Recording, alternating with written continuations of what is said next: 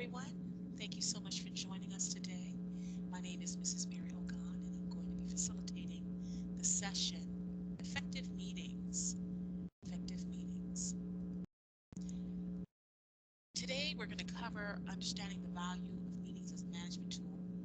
I'll also talk about how you can recognize the critical planning step that makes meeting time more effective. And we're going to also look at how to handle counterproductive behaviors of what we see occur in meetings and different meeting participants, because we all love a great meeting. I mean, that's the time where we come together to collaborate, to solve problems, to put our heads together and work through things as a team. It's a really great tool for us to collaborate and be productive. The more ideas that can surface during a meeting, the better. And when you have a team of people, it's really helpful when everyone feels like their contributions count. So at a meeting, it's an opportunity for us to pick the brains of the people working in the different areas, handling different tasks, and just letting everyone feel appreciated and valuable. And hopefully when you meet, the goal is to learn and get a different perspective on the best way for a team to grow, move forward, and be effective and efficient in the responsibilities that we have.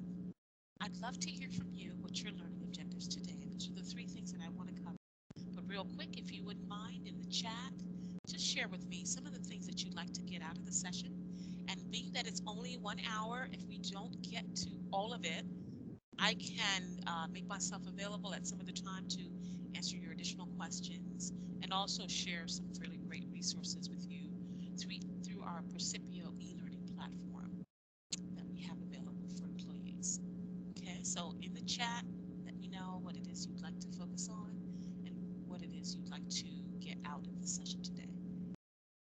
While you're typing, I'll just talk about the effective meeting basics. A meeting is a group of 3 to 10 people, typically, in a room, in an office, or virtually. It enables us to work together when we come, purposed to solve problems in a productive manner. It's important at meetings to come to conclusions about decisions that have to be made and to get the work done. And there are different types of meetings. It's important to note that meetings can, do different things. However, if you focus on one type of meeting at a time, so an information meeting, if you want to bring everyone together just to share a new policy or some updates or inform your members about something, is great. However, if you need to solve a problem, you can hold a problem-solving meeting, knowing that people are coming to the meeting prepared to share ideas, to give recommendations, and different things that can help solve the group problem, thinking together. And thirdly, brainstorming meetings is the type of meeting where everyone comes with the idea of sharing research to put together suggestions, recommendations, action plans to, develop something or come out with a product or some kind of deliverable. So these are different types of meetings that you can have. I've noticed some leaders like to do all three things in one meeting, and a lot of times it's a little overwhelming. So we recommend that not all meetings have to do too much. Especially if it's only 1 hour.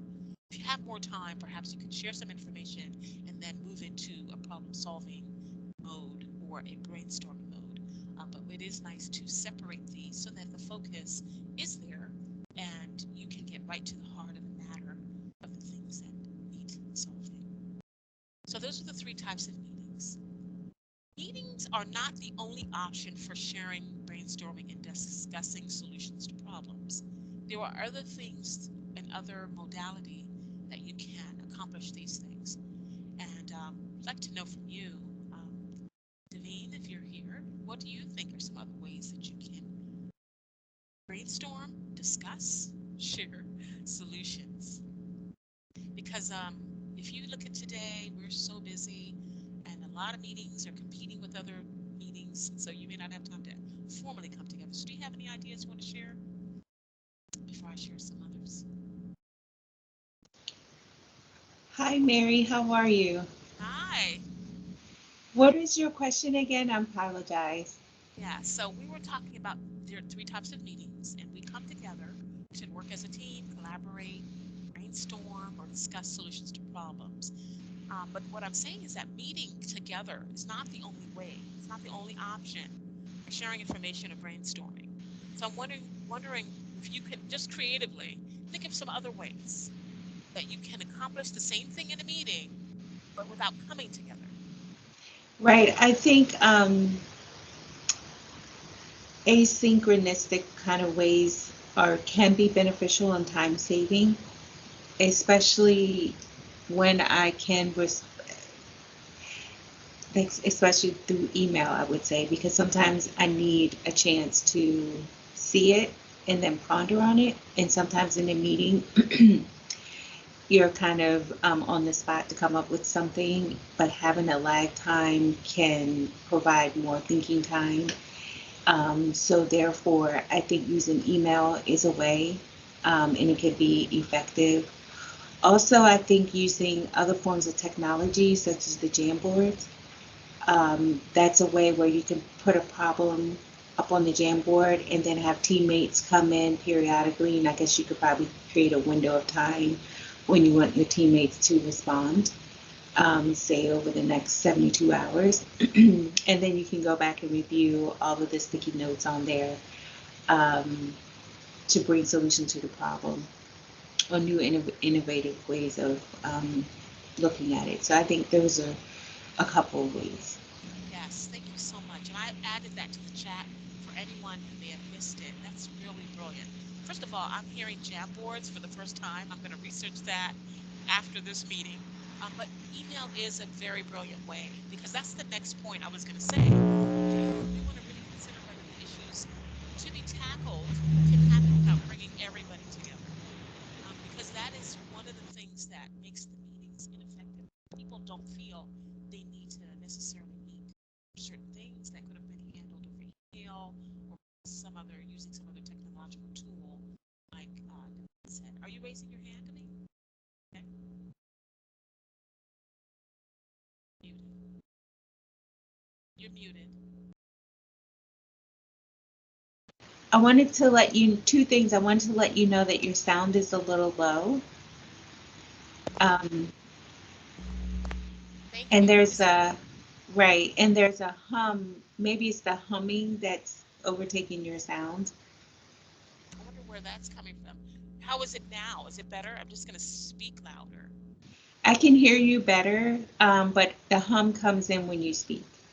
Yeah. And I thought that was from your computer. I Oh, really? I muted you and then it stopped on my end. I hear it too. Oh, okay. Yeah, maybe it's a bad connection. But I wanted to say that email is good, but one of the challenges with email is you get, especially when conversations get going, it's easy to lose um, track of the emails.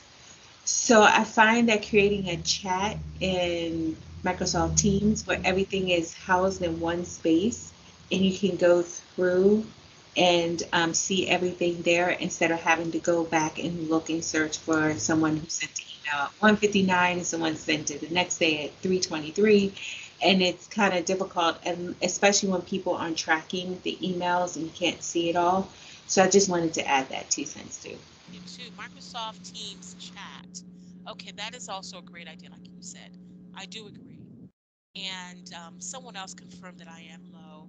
So I'm just going to try to speak louder.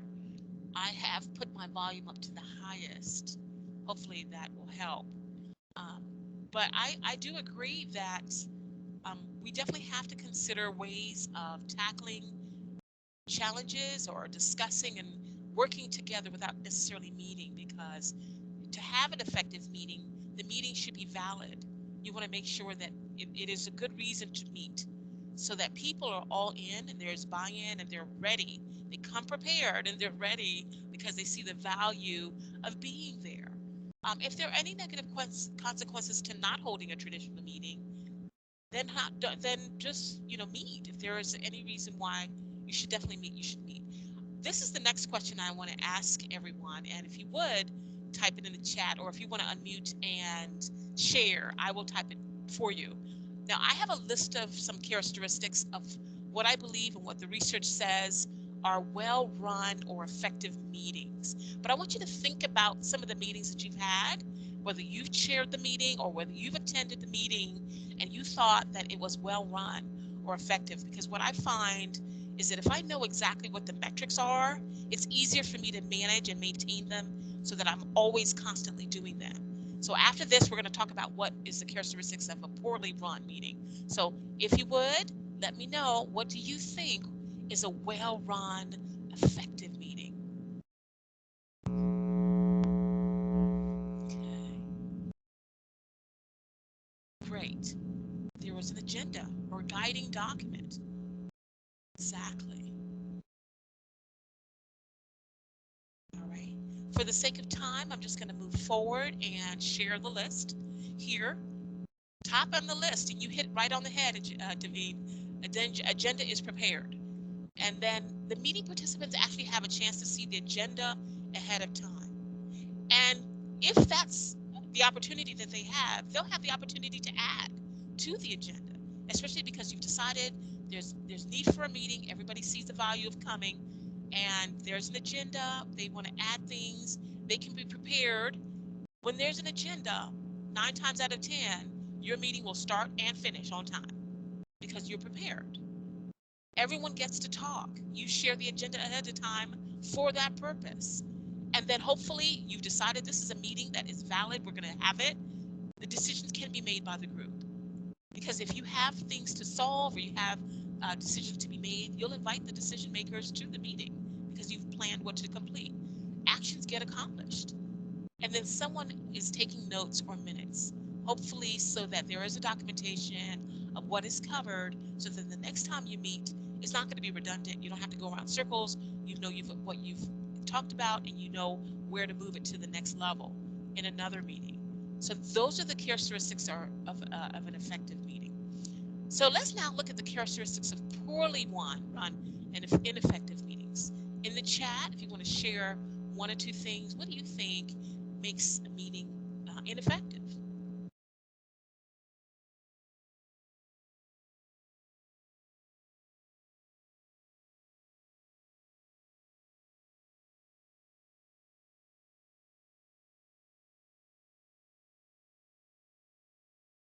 Mm-hmm. Very good. People don't listen. And it's funny, they think that hearing and listening are the same thing. Listening is intellectual. Listening takes comprehension. Hearing, yeah, you've heard what I said, but have you used that information to do anything with? Just hearing doesn't mean that you listened. Good point, Devane. They come to meetings on mute. Yep, they just sit back and they don't want to participate. Meanwhile, they have a lot of information. They have historical knowledge, maybe experiential knowledge, but they just kind of want to lay back and don't want to have to weigh in because sometimes when you speak up, they're going to have to assign work to you. You don't want to be voluntold. So people kind of, that's not very good. That is the truth, Mary. And isn't that just a problem? And that's why shortly I'm going to talk about the meeting chair's responsibility. You've got to know how to draw people out because you know what they know. And if they're hanging back, you got to be able to influence them to participate so that you can get the full, the full skill sets and all the useful tools and experience that they can bring to the situation at work. All right, so this is an ineffective. Nobody's prepared. Nobody's prepared. Not the chair, not the participants. The meetings start late and they end late. That is ineffective. Certain people dominate the conversation. And if you're the chair and you haven't learned to draw your people out or give them the confidence to weigh in, that's a problem too. I mean, some people are just naturally gifted and they're more comfortable sharing their ideas. But if you've not developed your people to think like leaders and speak like leaders, that's not a good use of your team. And nothing gets accomplished that way. And I feel that if you don't record the meetings or take notes, at least, writing down the action items that you wanted to see that came up organically through the conversations, you're just going to, it was a waste of time. Because if you're bringing people together and you're spending at least an hour of their working time and you don't have any next steps outlined, I don't believe that people will trust your leadership as effectively as much as they would, because they want to know that you respect their time enough to have made something valuable come out of pulling them away from work or whatever they do. That's their time. And you don't get time back. Time is more valuable than money. They say time is money. Yeah, but at the end of the day, time is more valuable than money. And so that are things that we should really, as much as we can, be cautious not to do. Meetings are more productive when you want advice from the group. You know, you're a fact finder. You want to learn. You don't do the work. I mean, leadership is getting things done through people. And so if you're influencing people to do better, you've got to value their experience and their skill set, because at the end of the day, no matter how where they fall on the hierarchy, they're the subject matter expert for the work that they do. So if you're having a meeting and they're involved, hopefully you're interested in where they are, their information, and their participation. And then meetings are productive when you want to involve the group in solving a problem or making a decision. Even if you have to, report up, at least you've polled everybody. They've got to share, from where they stand. That'll help you make a more informed decision as the chair, as the leader. And then issues can be really clarified where everybody has been able to weigh in as much as possible, as much as possible. So people like that. They come to the meetings prepared. They look forward to the meetings. They feel valuable. Their work is important. You've been able to speak to the work in terms of how they play a role in the big picture. And everybody feels good. Everybody feels great. Not that they have to feel good, but at least the work that they come to do, this is where we work. This is where we are. This is our home. We should be able to have some motivation about it, about our participation and contributions. So for productive meetings, you have concerns that you want to share with the group. Of course, if it's not information that should be shared one-on-one, you can bring everybody together and share the information as a group to save your time as a leader, so that you don't have to keep repeating the conversations with individual people. Or if there's a problem that involves people from different groups, so you may have a cross-team meeting or cross-departmental meeting, you bring everybody together and educate or create an awareness. And also, productive meetings occur when there's a problem to resolve or decisions to be made and it's not clear what the problem is or who is responsible. So if there's something to be resolved or decisions have to be made and you're bringing people to the table, and you don't want to just conclude without checking in, you're giving people the opportunity to weigh in, to share. Because if decisions are made without them, if they feel they weren't a part of the whole process, your team may not be as high performing in the future, because all of this is to maintain performance management. We meet with our teams because we are a team. That's what a team is. There's no I in team. Even though we have responsibility as leaders to chair meetings, to facilitate conversations, definitely we love that word buy-in to maintain that. We have to learn how to keep people informed and help them stay motivated and keep them respectively participatory in all the work as time goes on. You may have had a meeting last month, but it's nice to have regular meetings that make people feel that they're a part of the team. Okay. Before I talk about things that can hamper productivity, I know that you both, Annette and Devine, you attend a lot of meetings and you are chair of many meetings. Is there anything that you'd like to add in your experience that helped to make meetings productive? What you've seen, what you do? Yeah, I would just say keeping everyone on task and in alignment with the topics at hand.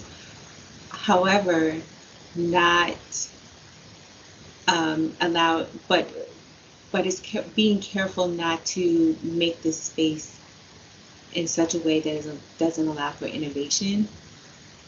So staying on task and staying in alignment with the topics and not going off to the left, but also allowing space for innovation and creativity.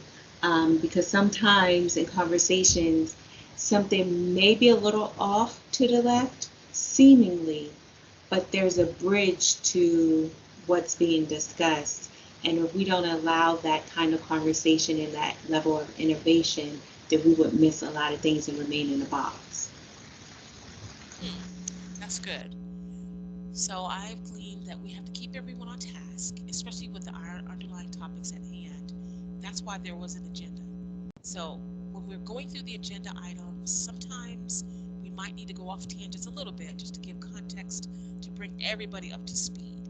When that happens, it's important for the leader to bring it back to focus and manage it so that the tangents and the off conversations don't take you off track. Because one of the things you want to watch for is not being able to complete everything on your agenda, and then that doesn't help you to have an effectively run managed meeting. That's a very good point because especially when you have a lot of people and you want them to participate and you're asking for them to weigh in and you only have a limited time, you've got to know how to bring everything back to focus and then moving it on. Thank you so much for that. So, some things that can hamper the productivity of an effective meeting is the poor preparation, like we said before, and inadequate data. If you're not properly informed about the matters to discuss, that is going to delay. And you're allowing a lot of people to weigh in who may be more prepared. You may lose control of the meeting. That hampers the productivity if you can't keep a focus because you're not prepared as the chair or as a leader, or if you just don't have enough information to have that conversation. Something could be communicated better by telephone memo or in a one-on-one discussion. That does hamper the productivity of the meeting. Another thing is if the subject is trivial or if the decision maker's mind has been made up. All of these things really limit the meetings from being productive because if you're going to make up your mind and not shift, if you're rigid, why are you bringing people together? Well, if the subject is so trivial, did we have to meet? Maybe we could have emailed, like Devine said earlier, or we could have just had a memo or some kind of other communicating using technology to bring everybody to the same page. So those are some things that hamper the productivity. And then other times, you've brought people together to meet, and the subject matter is so confidential or secret that you really can't even talk about it much. Then why meet if you cannot share the information with the group? Sometimes personnel issues like hiring, firing, and negotiating salaries need to be dealt with first, and can't really expand on that. And so you have to, decide whether these are things that you should, handle in a one-on-one. Or there's too much anger and hostility in the group and people need to cool down. That could also make the meetings ineffective. You've come together to solve a problem. Maybe there's some personnel challenges with your team members. And then as people are opening up and, the emotions rage, that can cause some challenges. Then as a meeting chair or as a facilitator who's responsible for moving the meeting to a healthy balance, you have to know how to temper and de-escalate emotions. And that is, knowing how to ask questions, how to interject respectfully, and also how to use, soothing words to bring everybody down. Because you're still on the team, even though the hostility is there or there's some kind of challenges, the team as planned is not going anywhere. This is your job, and you don't plan to unless you're planning an exit. But while you're working together and while we're a team, it's important for you to know how to manage the personalities and the different things that have transpired as much as you can, especially during the meetings, so that you can get through the agenda. Okay. So here's a quick checklist for success in preparing for your meetings. You have to be clear. Why are we having a meeting? Know what the purpose of your meeting are. What are the objectives? If it's important for you to know the desired outcomes of the meeting. You can ask yourself at the end of this meeting, I should have been able to accomplish A, B, C, or D. Or should have been able to determine 1, 2, and 3. Or you may have some deliverables, some action items that you want to arise out of the discussion. That's important. You, the chair, so you've called the meeting, you have to understand what it is you're trying to accomplish and be clear on that. That'll help you keep the agenda focused. That'll help you manage the conversations so that if there are tangents that naturally occur when other people are weighing in, you know how to bring it back to focus. And the fourthly, determine what type of meeting you want to have. But remember, we said there were 3 types of meetings: informational meetings, brainstorming meetings, and problem recommend that you do one of three at a time. You can combine two at most. Maybe you want to do brief information, share some information, and then go right into the problem solving mode. Or, share some brief information and then go right into the brainstorming session. So determine what type of meeting you want to have. Who should attend? It's important to decide who's valuable and who has enough information to participate and share and contribute to the meeting. But of course, that'll depend on the type of meeting you want to have. If it's a leadership meeting where you need to um, talk with the stakeholders, and they're the ones who have the power to share resources, power to influence, or power to get some decisions made, then that's another plan you have to have. But decide who should attend. The thinking of who should be there is a very important aspect of preparing for the meetings. And then also decide what kind of involvement and participation do I want? What type of involvement do you want from each of the attendees? That's why they need to have the agenda in advance and also be able to add to the agenda should you share with them and decide what level of participation you want them to have, because they've seen the agenda and they know what they're expected to contribute at the meeting. Then another thing is to decide where you're going to meet. Will it be virtual? Is it going to be in person? If whatever format you're going to be meeting, what preparations do you need to make? Okay, and then what roles and responsibilities should individuals have, especially if it's virtual. Since you're chairing the meeting, you may want someone else to monitor the chat or to share their screen or to do something. There's a lot more involved when you're in a virtual meeting. And if you're not as comfortable holding a lot of virtual meetings and managing the technology, you'll definitely need to delineate the responsibilities. But if it's an in-person meeting, still you're going to need to know who's going to do what are the responsibilities that they will have. Another preparation for a successful meeting is to determine who will have the authority to make the decisions, and then also what methods will you use for problem solving. Okay, so those are just some things. How much time should you allow, depending on the number of participants, how active they are, how participatory you want them to be. That should also determine how much time you schedule for the meeting. Because if you want people to participate, you got to give them time to talk and share, and you don't want to feel rushed. You're doing that, so that's something important. So important to determine. Do you need a published agenda? Yes, you do. You do need to have an agenda and to share it. Where there will be presentations, if there are going to be presentations, that's going to affect the time. That's going to affect the modality. If you're going to be in person, you're going to need the AV set up, and who's going to set up the PowerPoint slides, or if you're not going to use PowerPoint, you're going to need handouts. There's going to be presentations and all of those things, where there'll be some kind of record. Do you want minutes taken? If it's not going to be virtual where you're recording it, you'll have to be in person, and either you take the minutes or you have someone there that can take the minutes or at least document the action items. Okay, and then lastly, how are you going to determine the tasks, deadlines, and responsibilities? Just a quick tech check. Are you still able to hear me? Volume okay? All right. Thank you. All right, so let's talk about timing the meeting, because there's certain times of the day that work better for meetings, and it depends, of course, looking at that checklist we just covered, what type of meeting you're going to have, and the time you're going to allot for that. People seem to be a lot more alert during the morning times, but you know your team, you know your group.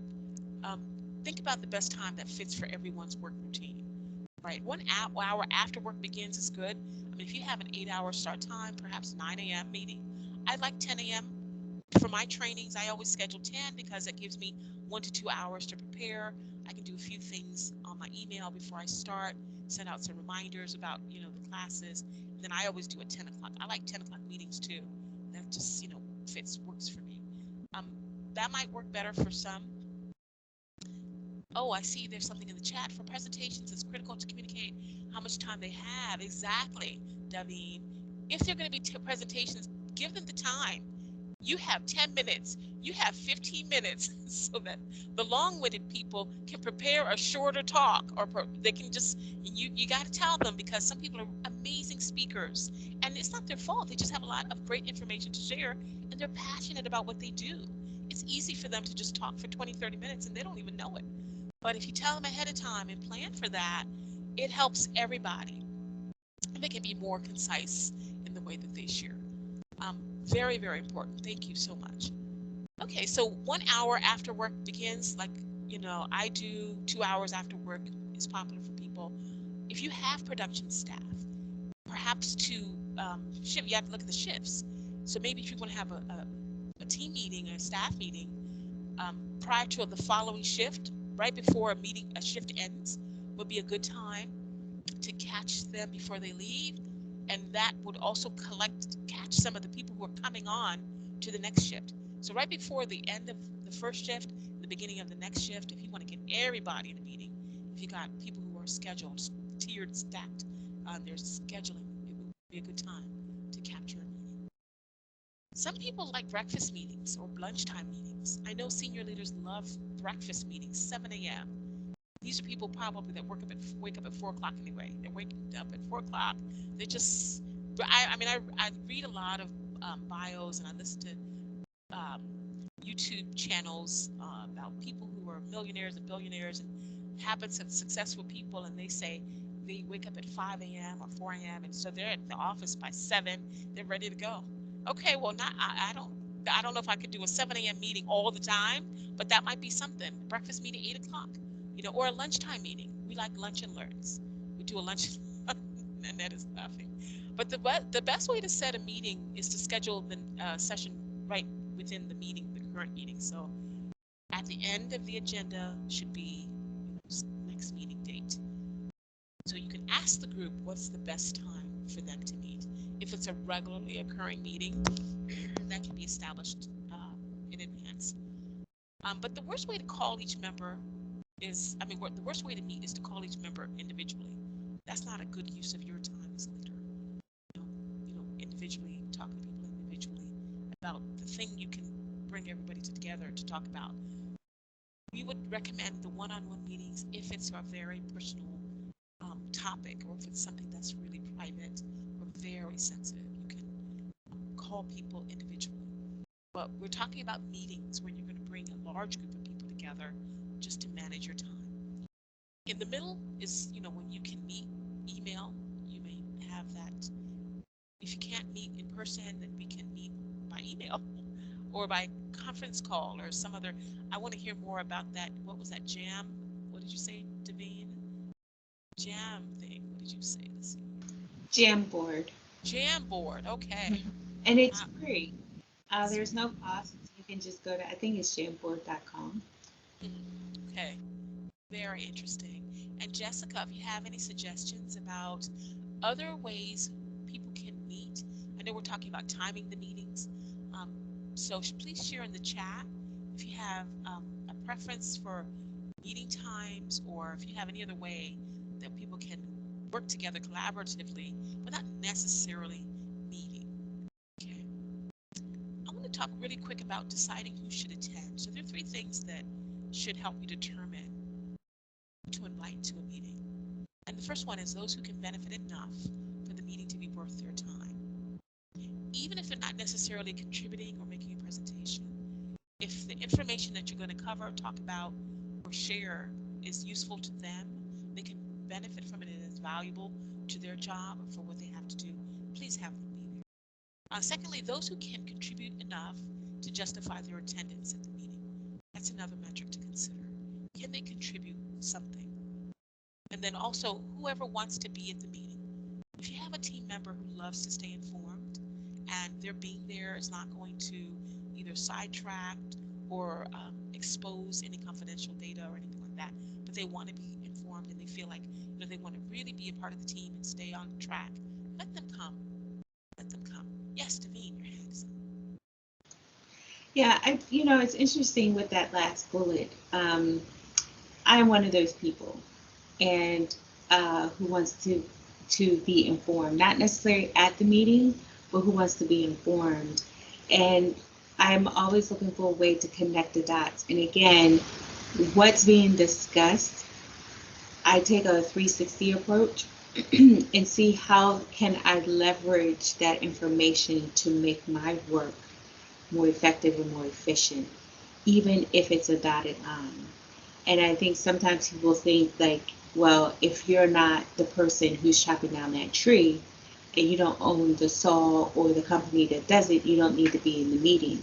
But I'm the person over here that utilizes the paper that that tree makes, and I might need to know the information that's occurring in that meeting because I have a byproduct of that tree. And so there's a dotted line, and that's my little scenario there, metaphor.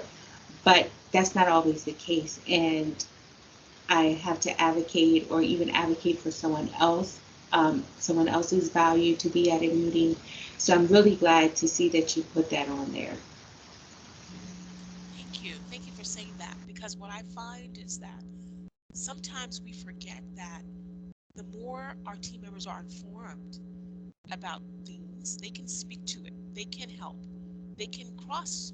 If, like, when there's a process that is not clear to everybody, you may not be, like you said, directly involved with that task or that process, but at least if you know enough about it to speak to it, where you're contributing to help let other people know who call or need direction or need guidance or need resources, you can inform them for a busy leader or for someone else who's not available, who's so technically focused on the task that they don't have time to interface with the community the way we might, for whatever reason. That's why I like to be informed too. People ask me things all the time that are not in my direct response, it's not my direct responsibility. But I'm so proud when I can speak to it at some point and know the accurate person or the right information to point them to give them something. You know, we all love that customer service agent that we call, and they're so knowledgeable about all the benefits and resources and tools and perks and discounts for you, the customer. And then you're like, okay, well, I'll have to escalate that to my supervisor, but this is the options that you do have. I have to get my clearance from my supervisor, but at least they know. And that's where I see you have service excellence, Devine. So I appreciate you for that. And I think this campus does, generally, because knowledge is power, as they say. And some people just don't want to know so that they don't have to be bothered, so that they can pass the buck. Yes. So I appreciate those who want, and that's what I do when I have a meeting. Anyone who wants to be there, I'm so honored, because that shows me you're not, you want to help, you want to grow. This is also positioning us for promotions because you care. That shows interest. And that also shows a spirit of excellence. So that's fantastic.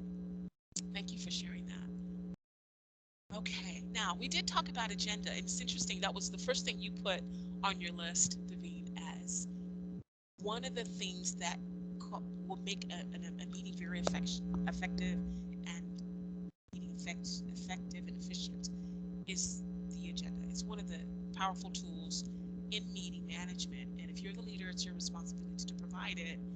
And if you know you've been invited to a meeting and you don't get one from the leader, you can ask for it. That challenges them to get organized. Because that's my pet peeve, going to a meeting where the chair or the facilitator is not organized or has no standard of, structure. And it's a pattern. It's going to be all over the place. It's not going to be really a good use of people's time. And we know those. We can almost say, yeah, I know that's how that meeting's going to be. And you won't go. You won't honor the invitation. So that's one thing to know. If you're trying to do better as a facilitator, as a meeting chair, as a leader, always have an agenda provided in advance. And if anyone asks for it, it shouldn't have to be asked for an agenda. If anyone does ask for it, you will quickly send it over and then help yourself plan in advance for the meeting. The agenda is a necessary document, and it definitely orders the things that will be discussed and the things to be covered. The objectives are things that we must accomplish. And so if your agenda is complete, you will not only have the title of the meeting, you'll have a date, and you'll have an objective for the meeting. And it's good to share that with the people. We want to accomplish this. At the end of the day, these are the deliverables, these are the decisions, these are the next steps we want to arrive at, and all of that. Prepared and planned. So it can be formal or informal, complex, short or long. The good thing about Microsoft Office is that there are agenda templates. We have all kinds of samples. If you do a good Google search for agenda layout, and you can just pick one and use that as a guiding template for whenever you have a meeting. Okay. If there is a meeting, there ought to also be minutes. Agenda. You should get the agenda beforehand, and then instead of minutes afterwards. So if this is a group that you meet with regularly, and minutes were prepared from the previous meeting, perhaps you want to share that in advance of the next meeting.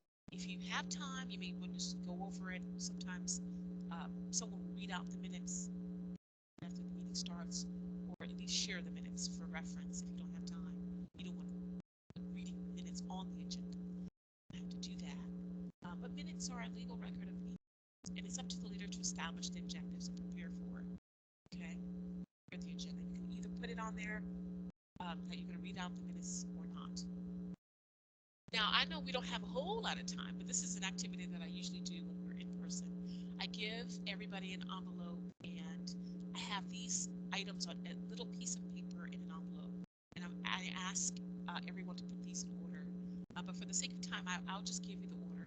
But if you wanted to just guess, looking at this really quick, what would be the top three things from this list that you would put in order on your agenda if you were having a meeting? Because these are typical agenda items. Give you 1 minute to kind of look at that. Tell me how you would prioritize these.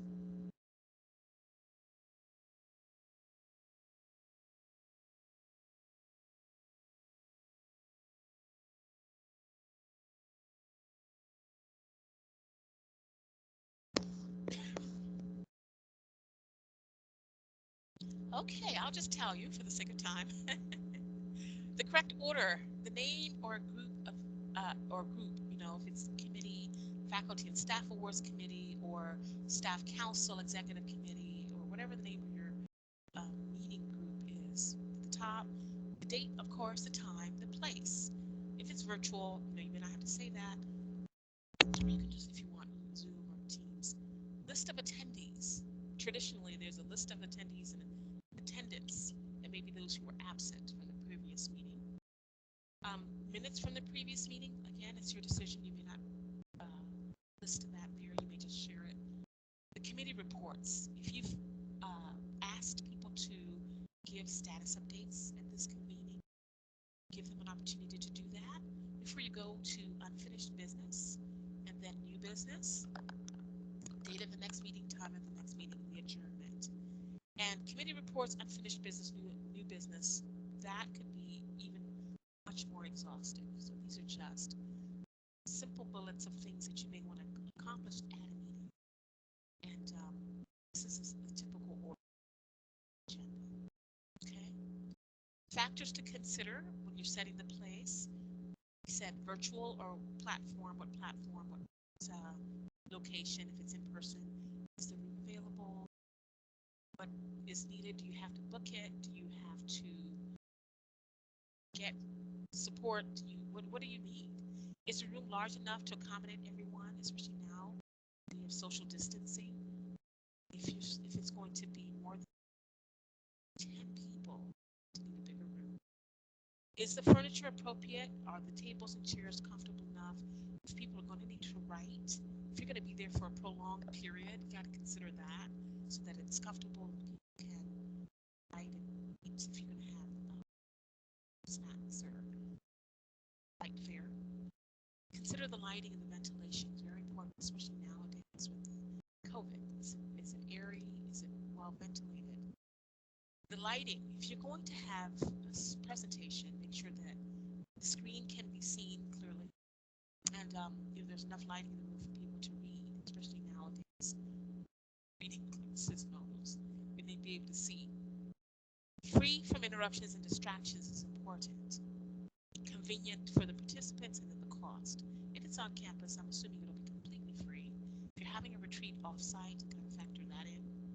We have organizational license for Teams and Zooms, which is great. So you don't have to worry about any of that.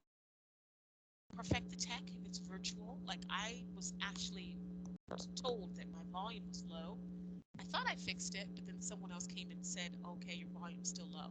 So immediately after this, I've got to figure that out. Perfect that tag, make sure your headsets and your all your tool. I have a light, a ring light in front of me now. Whatever you need, just make sure that you're looking presentable and you're visually appealing. Your background is appropriate. All of that speaks to you as a chair or head facilitator. Make sure that your colors are good too, so that you pop out and engage. If you're in person, there are other things to consider. Flip chart, whiteboard, smartboard, projector, are those available? You want to make sure that if you want to use those virtually, you know how to. This tool has the opportunity to see that. I just did that. Just wrote on there. There's whiteboard capability in virtual spaces as well. There are meeting notes available in virtual spaces as well. So you can practice or watch a quick YouTube video on how to utilize all of those things just so that your meetings are engaging, whatever the modality. Advance notice, let them know. But I actually invited a speaker to present in a session this month. She has a Mac computer, and I didn't. She wasn't able to come into Microsoft Teams. Luckily, we had a tech test. She couldn't come in. We've actually had to reschedule that session because she just I didn't know how to bring her in. I didn't think that Mac users would have a problem with Teams. Something I've got to figure out. I still haven't figured it out. She's coming back in April to do a session, and I don't know. So the timing, knowing the time, the place in the platform, giving the speaker, if it's not you, objectives of the meeting, and the opportunity to be prepared. Can't use Zoom. Can't use Zoom. Can't use Zoom. I was asking the question as it relates to her, because I wasn't aware that Mac users can't use Microsoft either, but can they use Zoom? Oh yes, definitely. They can use Zoom, and I actually prefer Zoom. The reason why I've used Teams is because I do believe that our DUIT recommended it initially when we first went into COVID, because I've always used Zoom even before COVID as a consultant, and I like it. I think they have a lot more proficiency for this virtual conferencing. They're just better. But I think I might switch to it for HR. I'm gonna get see that at least for that session with that speaker because we really enjoy her. And so yes, definitely making sure that your tech for you and your speakers, anyone presenting, is clear.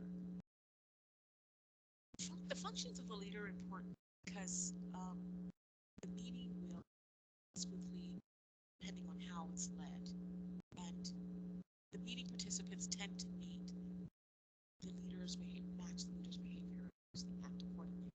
If you're relaxed and down to earth, tend to relax and be down to earth. If you're friendly and jovial, hopefully they will as well. If you're a little bit more a little bit restricted and not with velocity, that's how people will respond. So your approach to the meeting will definitely affect people's approach to not only the current meeting but other meetings that you call. So you want to think about what you're demonstrating, what you want to demonstrate, your brand as a meeting facilitator, and you can be intentional about that beforehand. Just plan, research, observe other people, just look and see how you can manage that to develop that persona whenever you're chairing a meeting. Because it's there's a lot more to be done apart from that. And I find that if you're coming across as a strong leader, it's easier for you to manage the end results. Your goal is to get problem solved and issues discussed and to come across as strong and credible. So you've got to also keep the conversations on track. You have to also know how to sometimes intervene, de-escalate, or even take back a conversation. So all of the leadership communication skills and all of the leadership projection that you can develop in advance is very helpful. Okay, so to keep a group of diverse individuals working as a team takes a whole different skill set. As the leader, you initiate the meeting. You've got to solicit opinions from the group. Of course, you got to get information. And when someone says something that you know more about, you can clarify it for others who may not be up to speed. Especially when you're taking the conversation back, you can paraphrase and then restate, and then move move it on to another topic or move it on to the next agenda. Summarizing, sometimes when you hear various uh, contributions, you can summarize what you've heard. And also, the problem solving is your responsibility as a chair. You have to kind of solve the challenges that arise in the meeting, speak to it, and help everyone come to some level of consensus. It's not always possible for everybody to agree, but there's some things that we can just say, okay, this is what I'm hearing. At least we have common perspective here, and this is shared. I get the shared understanding here, and then of course being able to delineate where there still needs to be further discussion, maybe what to table for another meeting. But then at least highlighting where there is consensus is very important. And then the decisions, who's going to make the decisions, and what are the decisions that have been made. And also your function is to create and implement the action plans and report that up, or share responsibilities, but at least be clear on next steps are, because you've called the meeting and chairing, facilitating the meeting. Does anyone want to add to that?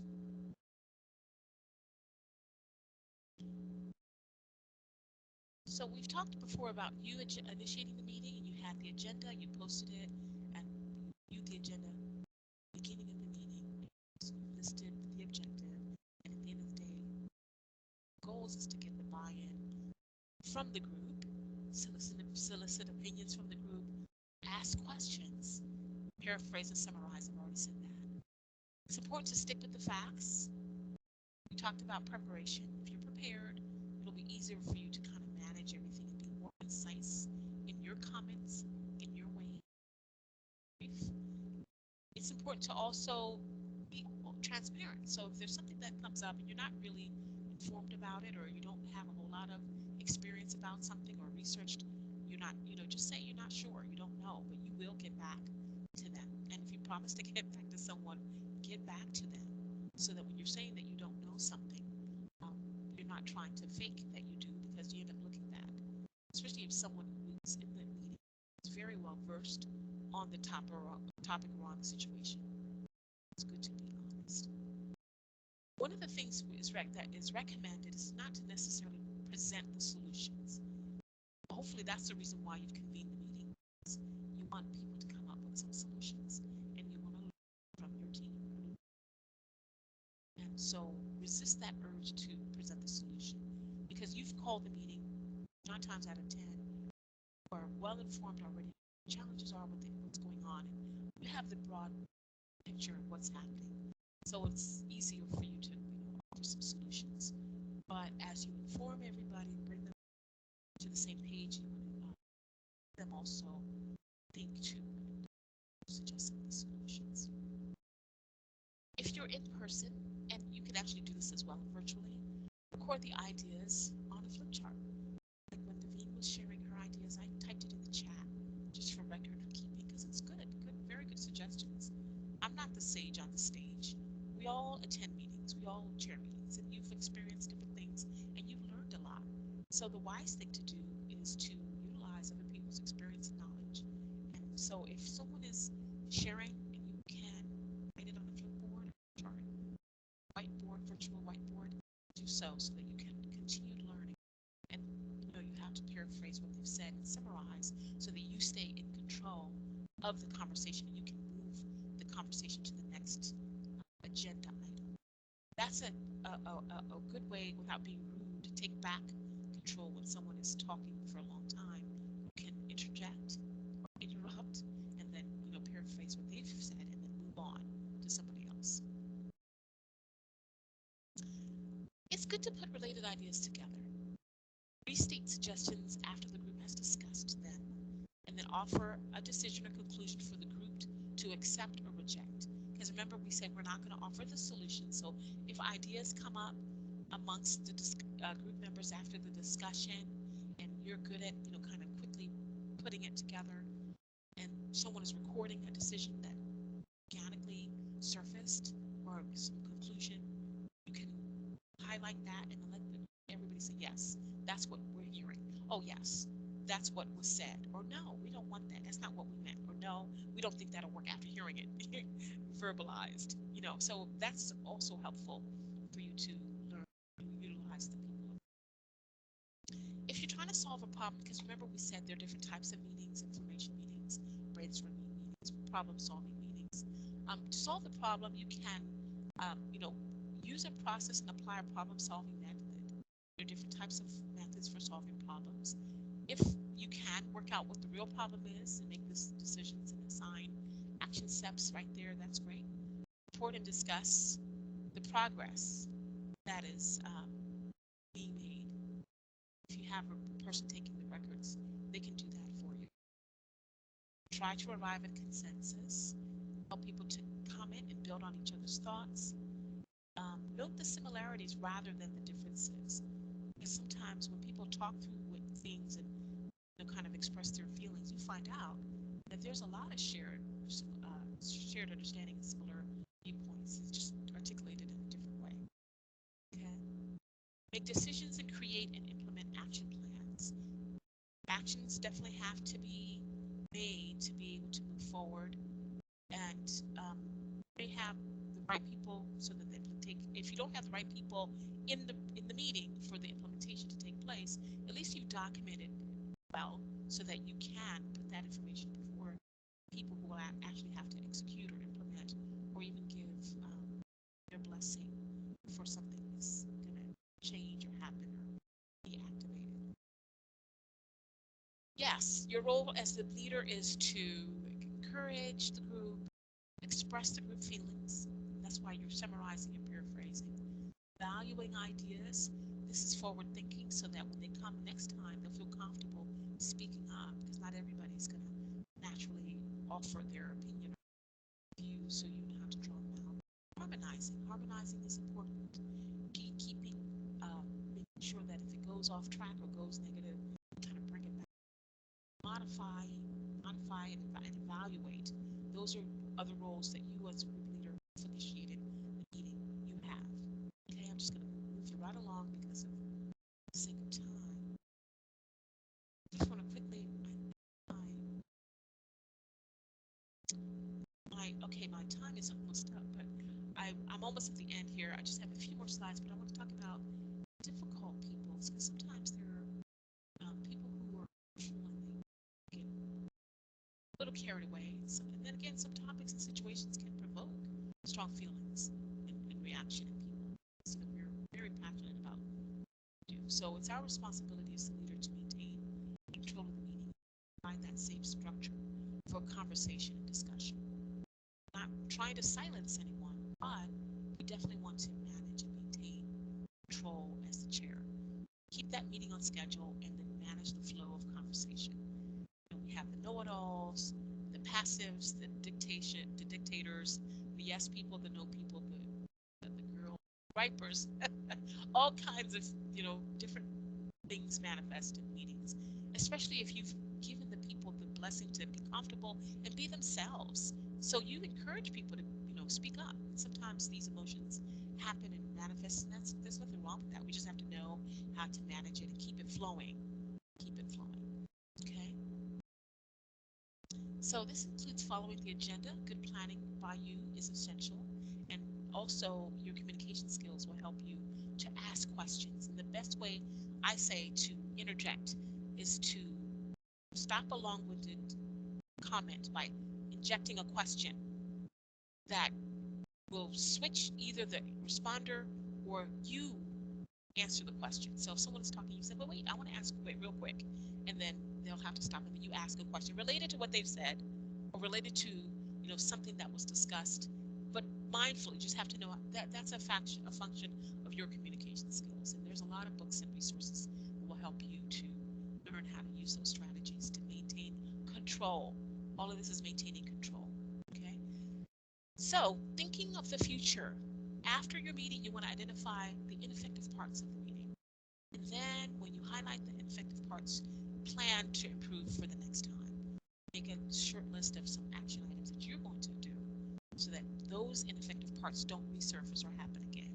And before you know it, you will be hosting really productive, effective meetings.